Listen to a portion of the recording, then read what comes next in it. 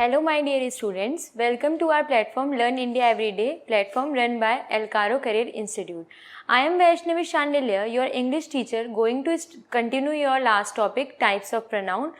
But before I start my topic, I want to let you know about our institution. Elcaro Career Institute is a platform where 6th to 12th classes are conducted, and apart from this, NEET IIT level practices are also conducted here. So let's continue our topic. Today we will discuss about reciprocal pronoun. Reciprocal pronoun क्या होते हैं हम आज ये पढ़ेंगे. Reciprocal pronoun are used for action or feeling that are reciprocated. इसमें इस pronoun में हम उन चीज़ों को यूज़ करते हैं या उन पर्सन्स को यूज़ करते हैं जिनकी फीलिंग्स या एक्शन जो होते हैं वो रेसिप्रोकेटेड होते हैं. रेसिप्रोकेटेड का मीनिंग क्या होता है? म्यूचुअल या फिर आप बोल सकते हैं जो सेम होती हैं चीज़ें. इसका मीनिंग आप लिख सकते हैं म्यूचुअल.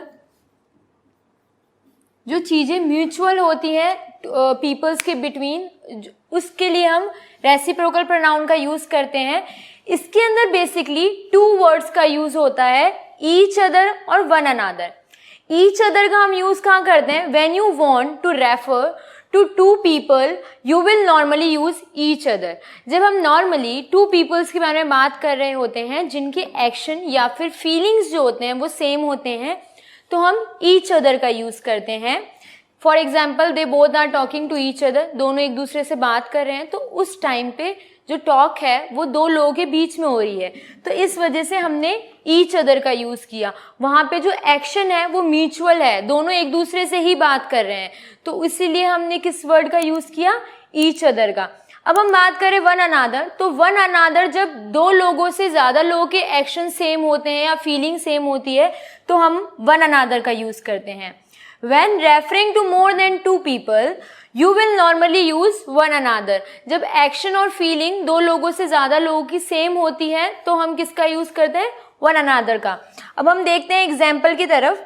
ईच अदर का एग्जाम्पल देखिए तो आप ये कह सकते हैं Mary and Julie gave each other gifts on their wedding day.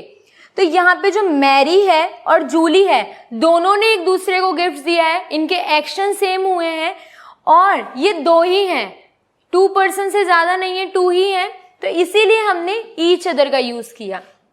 अब अगर हम सेकेंड एग्जाम्पल की बात करें, the students congratulated one another after giving practice speeches.